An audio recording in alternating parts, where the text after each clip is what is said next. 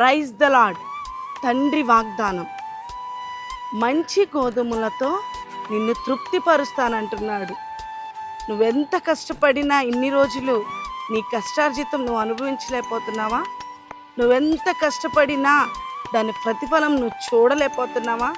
నువ్వెంత కష్టపడుతున్నా నువ్వు సంతోషం అనుభవించలేకపోతున్నావా? కానీ దేవుడు అంటున్నాడు, మంచి గోధుమలతో నిన్ను తృప్తిపరుస్తానంటున్నాడు. ఆమేన్. ఈ వాక్యం నీ జీవితంలో నెరవేరాలని నేను ఆకాంక్షిస్తున్నా. అయితే దేవుడు మంచి గోధుమలతో ఎలా తృప్తిపరుస్తాడు? నేను ఎంత కష్టపడినా అని నువ్వు బాధపడుతున్నావు కదా, కానీ ఇక నుండి ఈ నెల నుండి నువ్వు ప్రార్థిస్తున్నావు కదా, మొరపెడుతున్నావు కదా, ఆయన వింటున్నాడు. ఈ నెల నీకు మిగిలినట్టుగా ఆయన నిన్ను ఆశీర్వదించబోతున్నాడు. దావీదు అన్నట్లు, నా గిన్నె నిండి పొర్లుతుంది అన్నట్లు ఈ నెల నుండి నీ గిన్నె నిండి పొరలబోతుంది.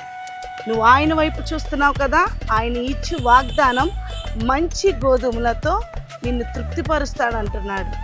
ఆమె ప్రార్థన చేద్దాం.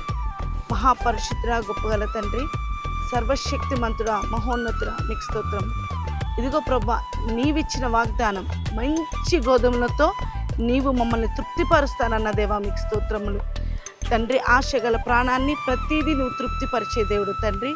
ఈరోజు వాగ్దానం వింటున్న ప్రతి ఒక్కరి జీవితంలో మంచి గోధుమలతో తండ్రి నువ్వు వారిని తృప్తిపరుస్తున్న దేవా, నీకే స్తోత్రం చెల్లించుకుంటూ యేసుక్రీస్తు వేడుకున్నాం తండ్రి.